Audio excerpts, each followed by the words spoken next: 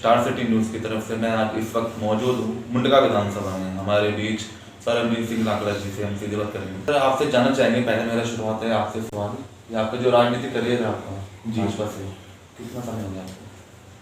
देखिए, भाजपा से जब व्यस्त हुए उससे पहले से ही हम जुड़े हुए हैं। सुनील कुमारी जी होती थी, डॉक्टर साहब सिंह वर्मा जी हुआ करते थे, तब से ही हम भाजपा से जुड़े हुए हैं।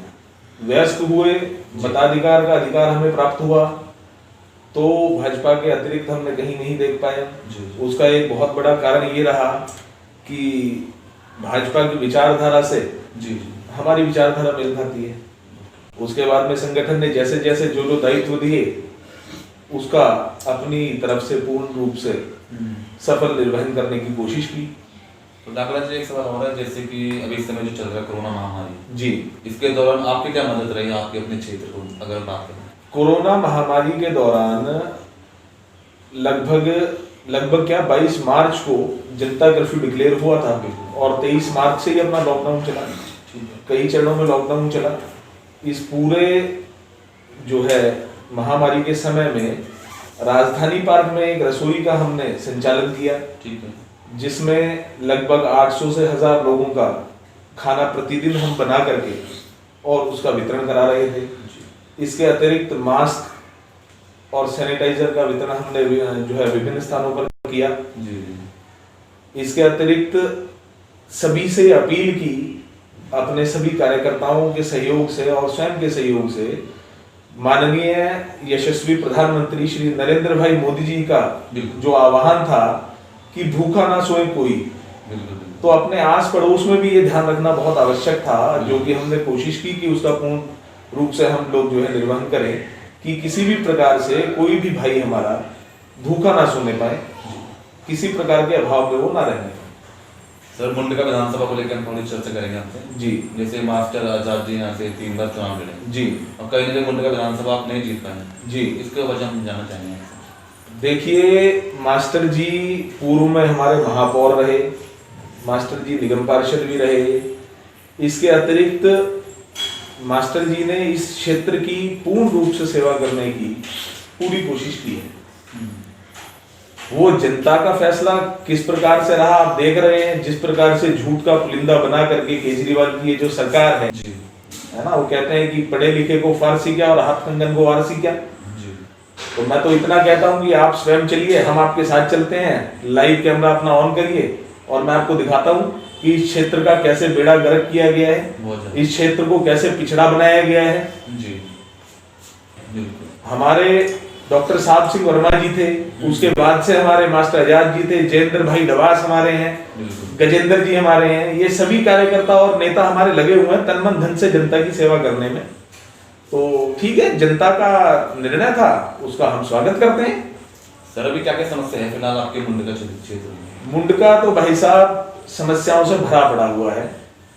आज बरसात हुई है, आप आज आए हैं, आपने देखा होगा प्रत्येक गली में पानी की समस्या, पानी की निकासी की कोई समुचित व्यवस्था नहीं है।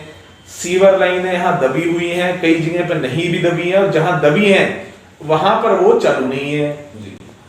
बिजली के बिल इतने, अभी लोगों के पीछे हल्ला मचा रखा था, बिजली फ्री पानी फ्री, लोगों के बिजली के बिल 4-4 गुना आ रहे हैं, लोग बाग परेशान हो रहे हैं। पानी के बिल लोगों के दुनिया भर के आ रहे हैं। जो इस क्षेत्र का विकास होना चाहिए था वो तो दूर रहा, इसके विकास को रोकने का काम किया है केजरीवाल ने और केजरीवाल के जो है विधायकों ने। तो सर विधायक जी का अभी तक कोई रोल नहीं रहा क्षेत्र में? विधायक जी का रोल तो अभी तक तो हमारे को दिखाई नहीं दिया। बिल्कुल किसी भी क्षेत्र में विधायक जी का कोई रोल दिखाई नहीं दिया। अब एक लाइटें लगा करती थी, वो विधायक जी के अंदर में है, वो लाइटें आप देख लीजिए, किसी भी कॉलोनी किसी भी गांव में आप चले जाइए, वो लाइटें ज्यादातर खराब पड़ी हुई हैं। असामाजिक तत्व अंधेरे की आड़ लेकर के एक्टिव हो रहे हैं, सक्रिय हो रहे हैं। रोज चोरियां, रोज इस प्रकार के हादसे, छीना झपटी के हादसे ये प्रतिदिन बढ़ रहे हैं। तो किसी प्रकार से भी विधायक हमारे को कहीं दिखाई नहीं देता।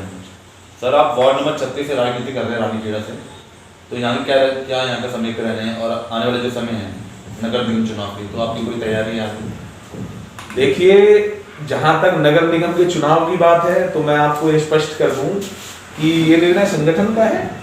मुझसे अच्छा निर्णय संगठन लेता है और ले सकता है, तो संगठन का जैसा आदेश होगा उसका पालन किया जाएगा। तो संगठन आपको सहयोग करता है तो आपकी क्या तैयारी सर? आप संगठन से अगर अपने को आदेश करता है, सहयोग करता है, तो निश्चित रूप से जो है करेंगे उसके, बिल्कुल बिल्कुल। बाकी रही बात समीकरण की, तो मैं आपको बता दूं कि रानीखेड़ा वार्ड के अंदर हमारे जितने गांव और कॉलोनियां आती हैं उसमें आज भी हम पूर्ण रूप से सक्रिय हैं।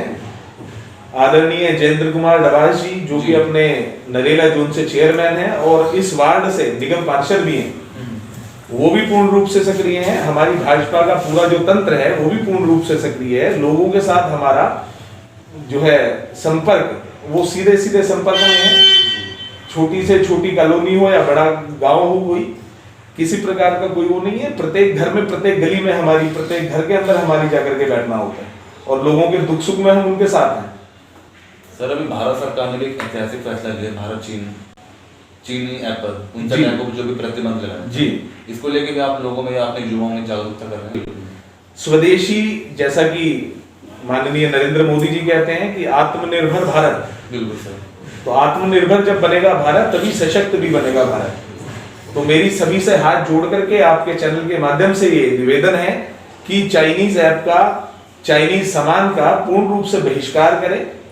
अपने देश की सेवाओं का उपयोग हम जितना ज्यादा करेंगे उतनी हमारी अर्थव्यवस्था भी सुदृढ़ होगी और उतना अपने देश में रोजगार भी होगा।